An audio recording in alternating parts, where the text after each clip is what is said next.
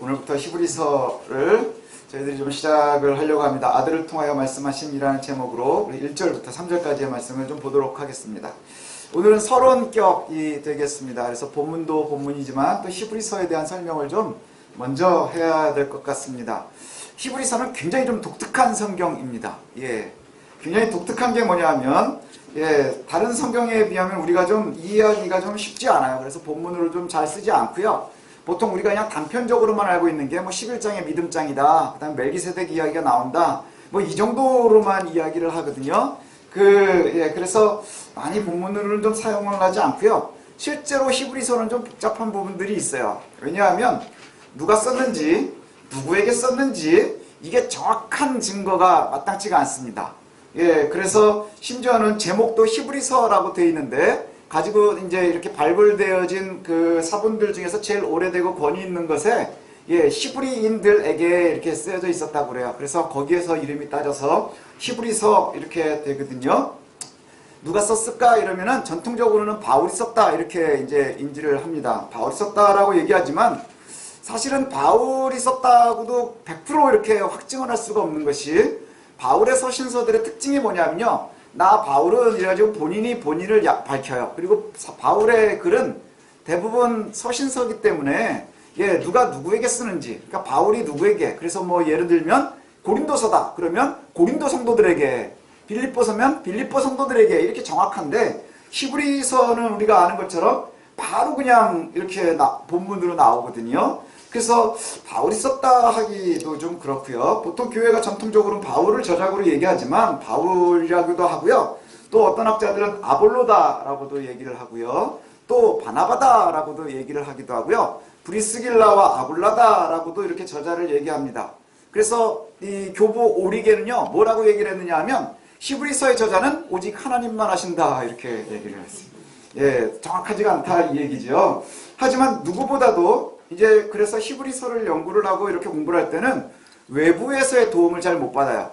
그러니까 예를 들면 역사적인 배경 뭐 이런 것들을 알 수 있는데 히브리서는 정확하게 언제 쓰여졌는지, 누가 썼는지, 어떤 공동체에게 쓰여진 건지가 나타나지 않기 때문에 히브리서가 자체적으로 가지고 있는 내부의 증거만, 외부 증거보다 내부 증거만을 보통 얘기하는데, 어떤 이가 썼을까? 그러면 히브리서의 저자는 몇 가지의 조건을 갖춘 사람일 것이다 이렇게 얘기를 해요. 그래서 첫 번째 조건은 유대인으로 구약 성경과 구약의 신학에 아주 능통한 자였을 것이다 이 얘기고요.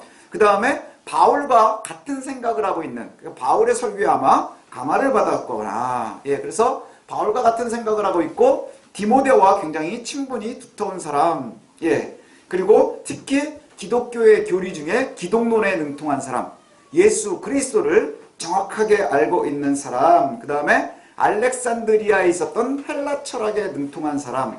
그래서 히브리서가 이렇게 그 구약을 굉장히 많이 인용을 하는데요. 대체로 인용한 성경이 70인역입니다. 우리 성경 공부하면서 배우셨었죠? 70인역은 구약 성경을 알렉산드리아의 도서관에다가 넣으면서 전설에 의하면 유대인 학자들 70명을 불러다가 번역을 시킨, 그래서 헬라어 구약 성경입니다. 그래서 그것을 통해서 썼기 때문에 헬라어에 아주 능통했을 것이고, 헬라어로 글을 쓰는 데에 아주 탁월한 사람, 그 다음에 전도자이고 목회자였다. 이것이 이제 여러 가지죠. 그래서 여기에 대부분 이렇게 들어가는 게 바울이고요. 그 다음에 뭐 아볼로일 것이다 라고도 얘기하지만, 아볼로는 우리가 사도행전에 보면 브리스길라와 아굴라가 기독교 그리스도에 대해서 조금 더, 성령에 대해서도 설명을 하는 걸 보면 아굴라가 기독론을 갖다 정리하기는 쉽지 않았을 것이다 이렇게 얘기를 하기도 하고요. 그 다음에 바나바도 또 좀 그렇고, 그래서 보통은 사람들이 교회가 전통적으로 바울 저작을 갖다가 이야기를 합니다. 내용도 쉽지가 않아요. 내용도 쉽지가 않은 것이, 이게 글 종류가 좀 애매합니다. 시작은 수필처럼 시작을 해요. 그리고 진행을 하다 보면 설교문으로 바뀝니다. 마감은 편지로 마감을 합니다. 그래서 이게 좀 이상하죠. 우리 황 집사님 같은 경우는 아주 싫어할 거예요. 왜냐면 이거 시험 내기 딱 좋거든요. 히브리서는 장르가 뭐냐? 그런 시험 내기 딱 좋은 거예요. 수필로 시작해서 편지글로 가다가, 설교문으로 가다가 설교로 마감하는. 그래서 이게 좀 애매하기는 한데, 그럼에도 불구하고 우리가 이 안에서 가지고 있는 내용을 보면요, 지금 현재를 살고 있는 우리에게 매우 중요한 말씀인 것을 우리가 찾을 수 있게 됩니다. 히브리서를 처음 받아서 읽었을 공동체들은요, 어떤 공동체인가를 갖다 우리가 이제 추측을 할 수 있는데, 다원족 문화 속에 있는 유대 기독교 공동체였을 것이다, 이렇게 얘기를 해요. 그러니까 예를 들면 뭐냐 하면, 예루살렘에 살고 있지 않은 디아스포라의 유대인들, 그런데 예수를 믿는 이러한 사람들을 이야기합니다. 그래서 그들이 그리스도의 말씀을 듣고 복음을 받아들인 다음에 얼마 동안은 매우 생동감 있는 신앙생활을 했을 거예요. 여러분들도 그렇지 않나요? 처음에 예수를 믿고 구원받고 뜨겁고 이럴 때에 우리들의 마음, 그걸 한번 생각을 해보세요. 그러면 굉장히 생동감 있는 신앙을 시작을 했을 것인데, 그런데 곧 고난의 직면을 하게 되는 거예요. 왜냐하면 살다가 보니까 여러 가지 어려움들이 생기기도 하고요. 그 다음에 사실 복음이라는 것이 변하지 않거든요. 요즘 같은 시대에도 계속해서 변하는데 그 변화가 없이 그냥 정체되어 있는 느낌이 있는 거예요. 신앙이라는 것은 정체되어 있는 느낌이 있고요. 그래서 굉장히 생동감 있게 신앙을 하던 사람들이 이제 조금씩 옛사람이 생각이 나는 거예요. 어떤 옛사람들이 생각이 나느냐 하면, 내가 떠나온 유대인의 전통, 우리가 나이가 들고 오래 지나다 보면 옛날 친구들 생각이 나지 않나요? 그와 같이 우리가 떠나온 유대인 무리, 유대교에서 예수를 믿으면서 떨어져 나오게 됐는데, 그 유대교의 전통에 있는 유대인의 문화, 그 다음에 또 하나는 우리의 배경인 문화, 헬라의 문화, 여기에 대해서 좀 그리워지기 시작을 하는 거예요. 우리가 예수 믿기 전의 모습, 예를 들면 이런 거죠. 우리가 예수를 믿다가 보니까 옛날에 옛사람, 내가 예전에 이런 것도 했었는데 저런 것도 했었는데, 근데 오랫동안 시간이 지나가다가 보니까 이런 것을 갖다가 그리워하게 된다는 거예요. 왜 그럴까요? 믿음의 정체 때문에. 처음에 은혜를 받은 후에는 그 감사가요, 그 주변에 있는 모든 것을 갖다가 다 커버할 수 있는 거예요. 그렇지 않나요? 처음에 어려움이 있어도, 힘든 게 있어도, 괴로운 게 있어도 믿음의 은혜로 모든 것을 갖다가 다 감당할 수 있을 것 같은 뜨거움이 있는 거죠. 그래서 예를 들면 중간에 친구들을 만나지 못해요. 그러나 교회에 있는 것이 즐거움이 있는 거예요. 주일날 피곤하지만 하나님 앞에 나올 수 있다는 것이 너무너무 좋은 거예요. 봉사할 수 있다는 것이 우리에게 얼마나 큰 은혜인지 몰라요. 그런데 문제는 뭐냐? 점점점 그 뜨거움이 식으면 불편해지기 시작을 해요. 그래서 실제 생활에서 불평이 더 가는 거예요. 거기다가 실제로 박해가 가까워오고 있다. 초대교회의 가장 큰 문제는요, 박해예요.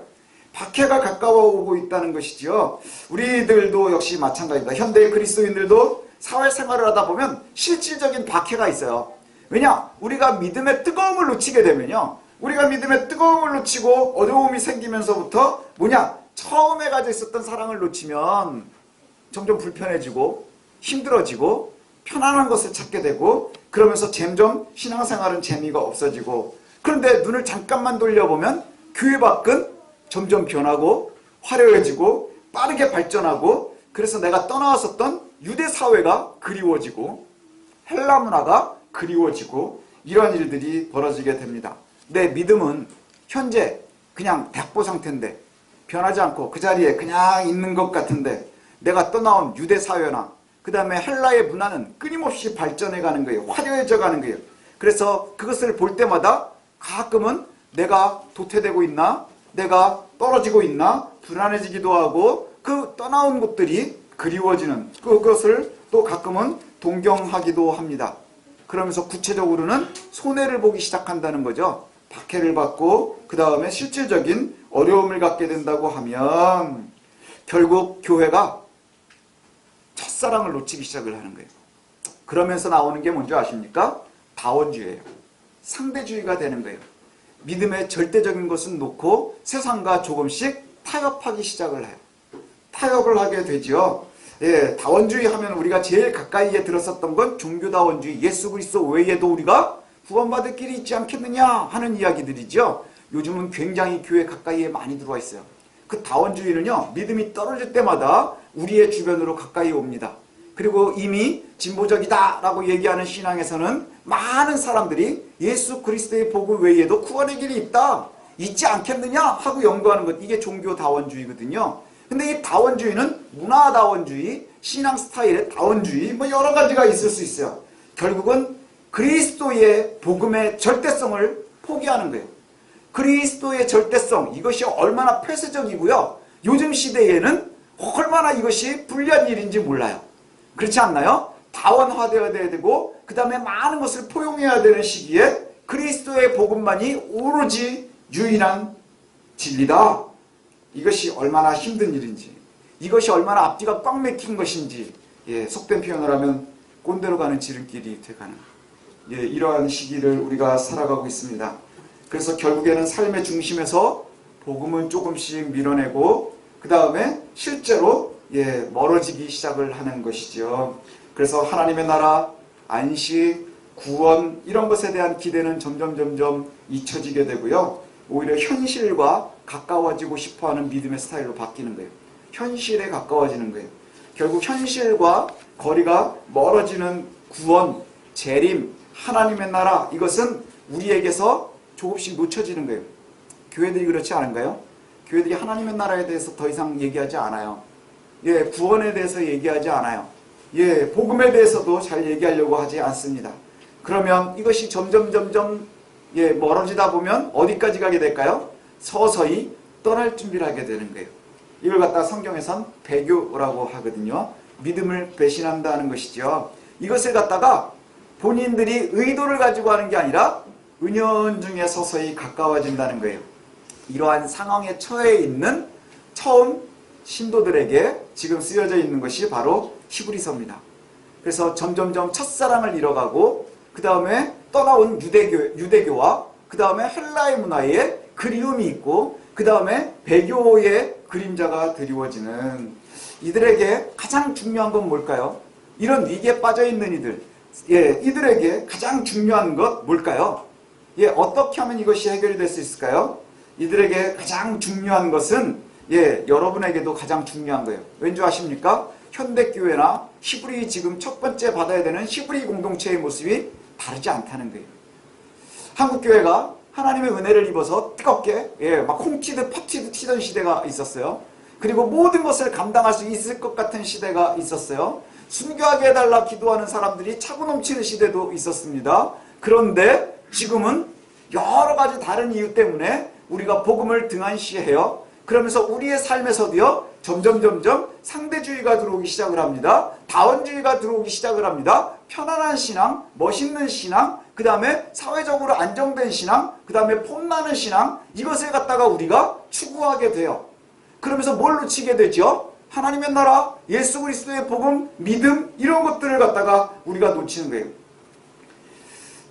예전엔 열심히 봉사도 했었는데, 그 다음에 옛날엔 열심히 뜨겁게 기도도 했었는데, 사실 예전이 없는 사람들은 없어요. 과거가 없는 사람들은 없습니다.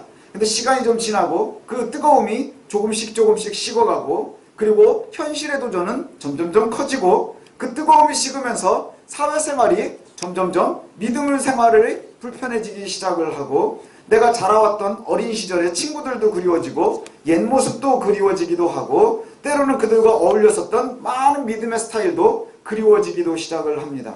그런데 신기하게 복음만 2000년 동안 변화가 없는 거예요. 똑같은 소리라는 거예요. 복음도 재미가 없고 지루하고 약간은 무의미해지는 것 같기도 하고, 우리 생활에 실질적으로는 아무 도움이 되는 것 같지도 않고 오히려 불편한 것 같고 우리 생활에 걸림돌이 되는 것 같고, 그래서 조금씩 소원해지는 거예요. 조금씩 소원해지다가 이제 믿음이 뭐지? 신앙이 뭐지? 은혜가 뭐지? 이런 것들이 지금 시대에도 필요할까? 라는 생각이 조금씩 들게 되는, 사실은 우리들의 모습일지도 모르겠습니다. 예수님과의 관계가 처음에는 아주 뜨거운 사랑과 같았어요. 그래서 헌신하고 봉사하고 불같은 사랑을 했는데 서서히 우정의 시대로 지나가고, 그러다가 어쩌다 맺은 인연이 되고, 이제는 끊지 못하는 인정. 그죠? 오랫동안 그냥 알아서 버리지 못하는, 그렇다고 딱히 가깝지도 않은, 그래서 옛날에 어떤 노래에 보면 친구도 아닌 연인도 아닌 애매한 관계를 유지하고 있는 그 관계가 저와 예수 그리스도의 관계가 아닌가 싶습니다. 저와 여러분들과 예수 그리스도의 관계가 혹시 연인도 아닌 친구도 아닌 애매한 관계는 아닌가 되돌아봤으면 좋겠어요. 이런 생각을 하다가 이미 많은 청년들이 기독교의 믿음을 버리고 세상으로 돌아갔습니다. 그리고 지금도 많이들 돌아가고 있습니다. 그리고 이런 위기는 실제 저와 여러분의 위기일 수도 있습니다. 어디서부터 잘못된 걸까요? 이거 한번 고민해 봐야 되겠죠. 어디서부터 잘못된 걸까요? 우리가 기본적인 믿음을 소유하고 있으니 믿음을 버리고 세상으로 도망가는 것 아주 자연스럽지도 않고요. 쉽지도 않습니다. 근데 누구에게도 이것이 불가능이라고 자신할 수는 없어요. 이것이 불가능이라고 누구도 자신할 수 없어요. 매주 와서 우리가 일요일 아침이면 앉아있지만 이미 마음이 그리고 습관적으로 무의식의 생활에서 내가 많이 떠나 있다면 혹시 그렇지 않았으면 좋겠는데 우리가 마음으로 준비하고 있는 건지 습관적으로 준비하고 있는 건 아닌지 되돌아봐야 될 것 같습니다. 첫사랑을 잃어버리고 그 다음 믿음을 잃어버리고 점점 불편해지고 그래서 습관적으로 와서 앉기는 하지만 복음은 없고 그저 사람들과 습관을 따라서 사람을 만나기 위해서 여러 가지 상황 때문에 예수님과의 관계가 버리기도 애매하고 가까이 가기도 애매해서 관계를 유지하고 있는 그런 모습이 혹 우리들의 모습은 아닌가 되돌아봤으면 좋겠어요. 히브리 공동체와 지금 우리의 공동체가 혹시 비슷할 수 있다는 것이지요. 그래서 우리의 이야기로 받고 함께 말씀을 나눴으면 좋겠습니다. 히브리서는 이렇게 믿음의 위기에 처해 있는 공동체에게 답을 주고 있습니다. 그 답이 뭐냐? 다시 예수 그리스도를 강조하는 거예요. 다시 예수 그리스도를 강조하는데 우리가 그리스도의 복음과 구원에 대해서 주변의 상황들과 함께 상담화시켰던 그 믿음의 대상 예수 그리스도를 다시 기억하고 재확인하는 것. 예수가 누구냐 하는 거예요. 참 인간이고 참 하나님이고 그분을 통해서 우리가 구원되고 회복되었다 하는 것. 그리고 예수 그리스도의 믿음이 굳건해진다면 이제 처음처럼 다시금 어려움, 박해, 고통, 고난, 협박, 유혹 이것에 흔들리지 않을 수 있다 하는 것이죠. 그래서 히브리서는 끊임없이 그리스도를 이야기합니다. 예수를 이야기하는 거예요. 예전에 제가 읽은 책의 예화가 하나가 기억이 나는데 이런 이야기가 있어요. 한 흑인 소년이 제가 학교에서도 많이 얘기하는데 흑인 소년이 있었습니다. 미국은 흑인과 백인들이 다른 동네에 많이 살거든요. 그렇죠. 여기 이제 뭐 미국에서 잠깐 계신 분들도 계시니까 희한하게 하얀 동네 가면 하얀 애들만 살고요. 거기에 가끔 이제 이 잡티 생기듯이 까만 사람, 뭐 노란 사람도 있어요. 그 대도시가 아니면 대부분 인종별로 살고 또 예배도 그렇게 드립니다. 백인교회, 흑인교회, 그 다음에 한국사람교회 뭐 이렇게 다들 따로따로 드리거든요. 그러다 이제 대도시에 가면 제가 이렇게 몇 군데 가보니까 다 같이 모여서 예배 드리는 데가 있는데 거기는 한 반은 흑인이에요. 반은 유색인종이고 뭐 이렇게 되는데 아무튼 그렇습니다. 근데 한 흑인 소년이 할머니네 집에를 놀러 갔어요. 방학이 돼서. 할머니네 집에를 놀러 갔는데 가만히 보니까 이 할머니가 성공을 했나 봐요. 그 백인 동네에 살고 있는 거예요. 일요일날 이제 일주일을 놀다가 일요일이 돼가지고 예배를 드리러 가려고 아침에 일어났는데 가까이에서 흑인교회를 아무리 찾아도 흑인교회가 백인 동네에 있을 리가 만무하잖아요. 그래서 찾다 포기하고는 가장 가까운 교회로 갔어요. 그랬더니 아주 크게 잘 지어진 건물이 있었습니다. 돌로 대리석으로 바뀌되어 있고요. 아주 높은 종탑이 있고 그 다음에 현관문은 보니까 아주 오래된 나무문인 걸 봐서는 이 교회가 전통이 꽤 있는 것 같아요. 문도 두꺼워 보여요. 그래서 귀를 딱 기울여 보니까 이미 예배는 시작을 했어요. 아마 흑인교회를 찾다가 좀 늦은 것 같아요. 그 예배를 가만히 귀를 기울여 보니까 아주 그 안에서 예배도 너무 은혜롭게 진행이 되고 있는 것 같아요. 그래서 잘 찾아왔구나. 그리고 이 소년이 조심해서 문을 엽니다. 근데 그 큰 문을 열려고 하니까 얼마나 소리가 조용했겠어요. 끄ꯛ 하면서. 그랬더니 문이 조용히 다시 끄ꯛ 하고 닫혔대요. 그러니까 이 꼬마 소년이 얼마나 당황을 했겠어요? 그래서 다시 열었더니 또 다시 쓰려는 거예요. 그래서 너무 늦게 와서 시끄러우니까 예배에 방해가 돼서 그런가 보다. 그리고 다시 열었더니 그 안에 서 있는 사람이 닫으려고 그러길래 발을 딱 껴가지고 못 닫게 해놓고는 사정을 했대요. 죄송해요. 내가 너무 늦었죠. 문 여는 소리도 뭐 시끄럽고 그런데 그래도 내가 예배는 드려야 되지 않겠어요? 일요일인데 예배 못 드리면 제가 속이 상할 것 같아요. 예배 좀 드리게 해주세요. 예배 좀 드리게 해주세요. 늦어서 죄송해요. 그랬더니 그 안에 있는 사람이 다시 문을 쫙 닫으면서 여긴 백인교회야 이랬다는 거예요. 그래서 흑인 소년이 너무 속이 상하는 거예요. 예배를 드려야 되는데. 그래서 그 앞에 계단에 앉아서 울고 있었대요. 막 울고 있었더니 어떤 주이시 아저씨가 유태인 아저씨가 와가지고 너 여기서 뭐하니? 그러더래요. 그래서 아 여기 예배 드려야 되는데 오늘 일요일 아침엔 예배를 꼭 드려야 되는데 예배를 못 드리게 됐어요. 어떻게 하면 좋죠? 막 이랬더니 그 아저씨가 그러더래요. 에이 예배 안 드려도 돼. 그 이 꼬마가 너무나 어린 마음에 순수한 마음에 아 이 아저씨 예배를 안 드리는다니 그럼 되나요 안 되나요? 일요일날 아침에 예배를 드리면 예배를 안 드리면 돼 안 돼? 안 되지. 사랑이도 아마 그랬을 것 같아요. 그래서 얘가 아저씨를 옆에다 앉혀놓고 전도를 했대요. 아저씨 예수 믿어야 돼요. 예수 믿고 구원받아야 돼요. 일요일날 아침엔 예배를 꼭 드려야 되는 거예요. 근데 아이들 특징이 뭔지 아세요? 자기 할 말 다 한 다음에 근데 아저씨 누구예요? 그러지 않나요? 애들 그러죠? 할 말 다 하고 자기 할 말 하고 그리고 나서 자기 의견 다 끝나고 나면 근데 아저씨 누구예요? 그랬더니 아저씨가 내가 예수야 그랬대요. 그 얘기가 뭘까요? 예수가 없는 예배를 드리고 있는 거예요. 큰 전통의 교회에서 그 다음에 아주 멋있는 데서 좋은 틀이 있지만 거기에 예수가 빠지면 그 예배는 의미가 없는 거예요. 그렇죠? 아무리 좋은 건물 있어도 의미가 없는 거예요. 멋진 설교자가 있어도 의미가 없는 거예요. 멋진 조직이 있어도 의미가 없는 거예요. 아주 경건해 보이는 많은 성도들이 있어도 의미가 없는 거예요. 왜요? 거기에 그리스도가 없기 때문에. 예수가 없기 때문에 있을 수 없다는 것이죠. 예수가 들어가지 못하는 교회는 결국 화려함만 낳는 것이지요. 그럼 그런 교회들의 특징이 뭔 줄 아십니까? 은혜가 없으니까 추억만 하는 거예요. 옛날에는 왕년에는 망하고 있는 사람들의 특징이 왕년을 얘기하는 거래요. 망하고 있는 사람들의 특징이 옛날에는 이라고 얘기하는 거래요. 이건 그냥 성경에서 얘기하는 게 아니고요. 많은 사람들이 처세를 얘기하고 성공을 얘기할 때 하는 얘기가 그거예요. 내가 왕년에는 좀 따뜻했는데 이거는 지금 엄청 춥다는 얘기예요. 내가 왕년엔 잘 나갔는데 이건 지금 지질이 궁상을 떤다는 얘기예요. 지금 내가 왕년에는 좀 건강했는데 지금 건강을 놓쳤다는 얘기예요. 지금 내가 왕년에는 엄청 열심히 했는데 지금은 별 볼 일 없다는 얘기예요. 큰 건물, 오래된 조직, 멋진 사람들 그렇게 있어도요. 거기에 예수가 없으면 아무 도움이 안 되는 거예요. 전혀 쓸모가 없어지는 거예요. 그런데 우리가 정말 중요하게 여겨야 할 것이 뭐냐? 본질을 잊지 말아야 되는 거예요. 본질. 뭐가 본질이지요? 예수 그리스도. 예수 그리스도. 여러분 뭐 때문에 여기에 모여 있는 거예요? 세상 쓸모없는 게 우성민 목사 보는 거예요. 널려있는 목사가 세상에 얼마나 많은데, 널려있는 교회가 얼마나 많은데, 그죠? 우리 조금만 멀리서 오시는 분들은 오면서 교회를 100개도 더 넘어올걸요? 그렇죠? 100개도 더 넘어오죠? 우리 유수 같은 경우에는 인천에서 오거든요? 10만 교회는 지나올 거예요. 그렇지 않나요? 어마어마하게 많은 교회들이 있단 말이에요. 그런데 그 교회들 중에서 제일 중요한 게 뭔 줄 아십니까? 그리스도를 놓치지 않는 거예요. 그리스도. 그리스도가 없으면 화려해도 교회가 힘을 잃어가는 거예요.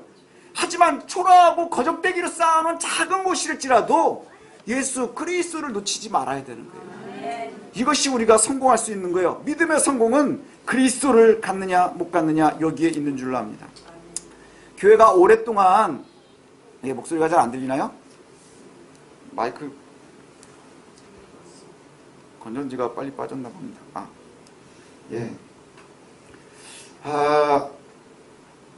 교회가 되게 힘든 때가 많이 있었습니다. 그죠? 한국 교회도 마찬가지거든요. 일제시대 때도 힘들었고 6.25 때도 힘들었어요. 일본과 싸워야 됐고 공산당과 싸우면서 믿음을 지켰었습니다. 근데 그때 그렇게 믿음을 지키면서는 뜨거웠거든요. 근데 아주 살만하니까 힘들어지고 있어요. 이런 시대는 굉장히 오래 있었습니다. 전 세계의 교회의 큰 물결들 중에 이제 그래도 위기가 있으면 다시 일어나고 그래서 우리 한국 교회도 보면 초기에 평양 대각성 부흥운동 이런 것이 있었어요. 그래서 평양이 예루살렘과 같은 곳이었습니다. 지금은 가장 복음이 들어가지 못하는 세계에서 복음이 가장 들어가기 힘든 곳이 되었지만 그렇습니다. 이 교회 사이에서 저보고 선택을 하라 그러면 가장 크고 중요했었던 사건은 종교개혁인 것 같습니다. 종교개혁. 교회가 오랫동안 물질과 권력에는 되게 예민했는데 그리스도를 놓치고 있는 시기가 있었어요. 그래서 그리스도의 복음보다는 상황과 처지에 굉장히 예민한 시대가 있었습니다. 그래서 그 결과가 뭐였는 줄 아세요? 교회가 돈도 갖고 권력도 가졌어요. 황제들이 교황 앞에 와서 무릎 꿇고 엎드리고 용서해주지 않으면 막, 우리 저기 사도세자처럼 막 그 하얗게 옷 입고 엎어져가지고 있고, 그렇게 있는 시대가 있었습니다. 근데 그 시대가 그리스도와 교회가 가장 멀었었던 시기예요. 그걸 갖다 되돌린 게 언제입니까? 종교개혁이라고 우리가 부르거든요. 교회가 타락하고 변질됐을 때 그것을 갖다가 다시 되돌리는데, 그때의 가장 중심이 됐던 게 뭔지 아십니까? 그 종교개혁자들이 했었던 가장 중심의 말씀이 성경으로 돌아가자예요. 성경으로 돌아가자. 성경이 이야기하고 있는 예수 그리스도에게로 돌아가자. 이전까지 쌓아놨었던 전통이나 교회의 질서나 교회가 만들어 놓은 법이나 이런 것보다 결국 우리는 무엇에 매여야 되는 거예요? 전통으로 돌아가는 게 아니라 성경으로 돌아가야 되는 거예요. 성경이 얘기하는 예수 그리스도를 우리가 찾아야 한다는 것이죠. 히브리서도 오늘 우리에게 다시금 그렇게 얘기하고 있어요. 예수 그리스도에게로 돌아가라.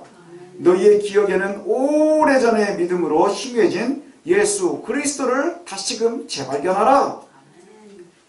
이후에는 이제 이 땅에서 살고 있지만 우리가 이 세상에 속한 사람들이 아니라 하나님 나라에 속한 사람들이라는 것을 기억해야 합니다.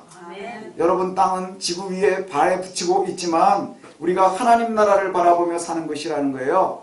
이 세상의 삶이 전부가 아니라는 것, 이거 여러분 오랫동안 잊고 있지 않았나요? 이 세상의 삶이 전부가 아니라는 거예요.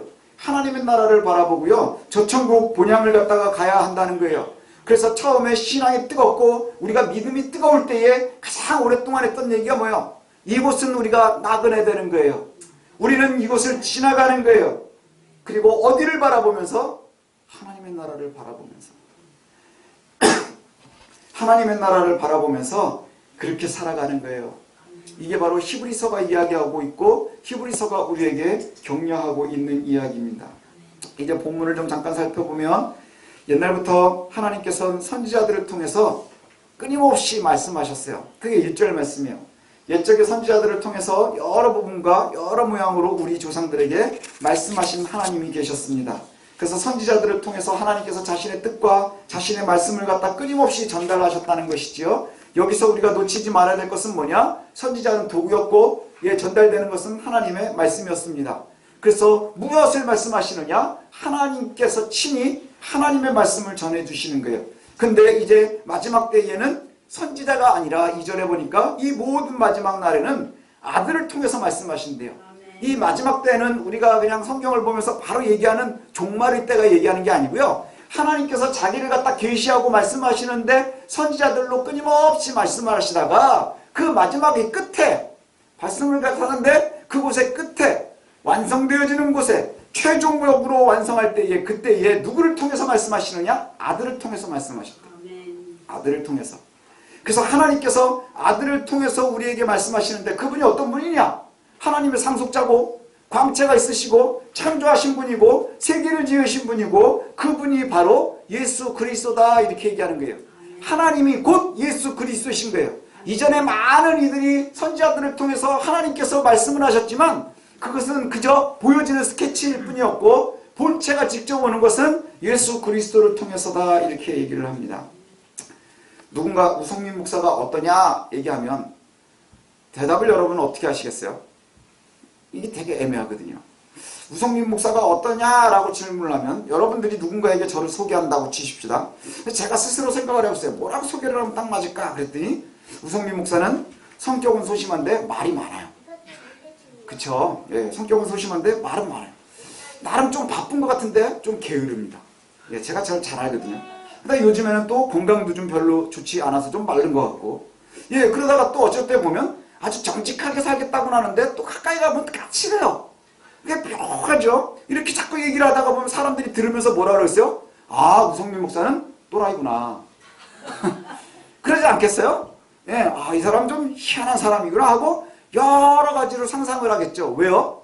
본질을 보지 못했으니까. 본질을 보지 못하니까. 근데 갑자기 그 앞에 우연성이가 지나가는 거예요. 저희 아들이 이렇게 지나갑니다. 저희 애도요. 저랑 좀 비슷한 데가 있어요. 뭐냐면 되게 착한데 소심한데 말이 많아요. 그리고 되게 뭐 열심히 하는 것 같은데 좀 게으른 것 같아요. 그리고 되게 착하거든요. 근데 겁나 까칠해요. 지는 인정을 하거나 안 하거나. 그래서 얘가 지나가는 걸 보고 아, 우성민 목사님 이래요. 사람이 아 이렇게 되는 거예요. 보니까 아 이렇게 되지 않겠어요? 하나님께서 예수 그리스도를 보여주신 이유가 바로 거기 있는 거예요. 설명을 끊임없이 했는데 사람들이 자기가 원하는 대로 보는 거예요. 예, 그리고 내가 원하는 대로만 기억을 하는 거예요. 그런데 아들 예수 그리스도를 우리에게 보내주셔서 정확하게 표현을 하고 완성을 하시는 거예요. 그의 계시를. 그래서 우리가 예수 그리스도만 바라보면 되는 거예요. 하나님의 형상이라 이렇게 얘기를 하죠. 3절에 보니까 이는 하나님의 형상이라. 예, 예수 그리스도가 하나님의 형상이래요. 이 형상이라는 말이요, 헬라어 카렉텔이래요. 카락텔. 우리 교회는 영어 잘하시는 분들이 계셔서 그러면 딱 들리는 영어 단어가 생각이 나는 게 있을 것 같아요. 캐릭터라는 단어. 예, 그거의 어원이래요. 예, 그래서 이 카락텔이라고 하는 단어는요, 조각용 도구, 그 다음에 도장 자국, 인친 자국, 뭐 이런 의미에서 시작이 됐다 그래요. 근데 이 단어가 나중에는 어떻게 쓰이게 되느냐 하면요, 참 재밌어요. 지금 영어에서도 보면 이 단어가 어떤 단어로 많이 쓰이냐 하면 연극의 등장인물을 얘기할 때 캐릭터 이렇게 얘기하고, 그 다음에 영어 알파벳을 얘기할 때 또 캐릭터 이렇게 얘기를 하잖아요. 근데 이 두 가지 의미를 같이 갖게 된 이유가 뭐냐 하면 옛날에 황제가 자신을 드러내기 위해서, 로마의 황제들이요, 자신을 드러내는 방법 중에 하나가 뭐냐? 돈을 만드는 거예요. 지폐가 나오기 전에는 동전을 만들었잖아요. 그 동전을 만들 때, 지폐를 갖다가 저 동전을 만들 때 어떻게 만들어요? 찍어서 만들었단 말이에요. 그래서 지금처럼 동그랗게 나오는 게 아니라 이렇게 그냥 쇠를 녹여가지고 꾹 찍으면 그게 돈이 됐어요. 그래서 왜 찌글찌글하게 생기고 가운데 보면 황제의 얼굴이 있고 그 다음에 얼굴이 들어가고 간단한 어구가 들어가거든요. 이게 뭐냐? 그 황제의 얼굴과 그 다음에 그 황제를 상징할 만한 단어나 짧은 문구가 들어가는 게 동전의 시작이에요. 예, 돈의 시작이에요. 그래서 이 캐릭터가 두 가지를 같이 갖게 되는 거거든요. 그래서 얼굴과 글씨를 갖게 되는 거예요. 여기서부터 시작이 됐대요. 이게 바로 이거예요. 하나님의 형상, 예수 그리스도가 보면 그를 바로 볼 수 있는 거예요. 그리고요, 그 의미를 정확하게 캐치하는 거예요. 하나님의 뜻, 하나님께서 원하시는 것, 이 모든 게 누구에게 나오는 거예요? 예수 그리스도에게. 예수 그리스도를 보면 하나님을 볼 수 있고요, 예수 그리스도를 바라보면 그의 글들이 나오는 거예요. 그의 가르침이 다 나오는 거예요. 그래서 우리가 예수를 믿는다, 안다 하는 것이 바로 창조주 하나님을 알고 믿게 되는 것이죠. 다른 변질된 요소들을 모두 제거하고 오직 창조주 하나님, 구원자 예수 그리스도, 우리의 구원자에게 집중할 수 있었으면 좋겠습니다. 교회들이 점점 상대화되면서 다른 것들을 자꾸 바라보는 거예요. 다른 것들을 바라보고 그거에 신경을 쓰고 하다가 보니까 결국엔 예수가 없는 예배를 너무 경건하게 드리는 거예요. 예수가 없는 교회를 갖다 너무 잘 관리하고 싶어 하는 거예요. 예수가 빠진 예배를 우리가 너무 은혜를 거기에서 찾는 거예요. 그러니 은혜가 있을 수 없는 거예요. 거기에서 복음을 찾기가 쉽지 않은 거예요. 이제 우리가 히브리서를 바라보는 동안에, 다시 읽는 동안에 우리가 잊었던 예수 그리스도를 다시 보고 또 예수 그리스도를 우리의 심령의 중심에 두는 그러한 귀한 시간들이 좀 되었으면 좋겠습니다. 그래서 구원자에게 집중하는, 그리스도에게 집중하는, 창조주 하나님에게 집중할 수 있는 저 여러분들이 좀 되셨으면 좋겠습니다. 그래서 혹시라도 우리가 신앙의 정체기에 들어가 있다 스스로 생각이 되고, 또 우리가 주변에 있는 여건들 때문에 내 믿음이 힘들어진다 라고 생각이 되면 우리 히브리서를 같이 좀 열심히 읽어가면서 예수 그리스도에게로 다시금 집중할 수 있는 그러한 새성식교회 성도들 되시기를 소원합니다. 기도하겠습니다.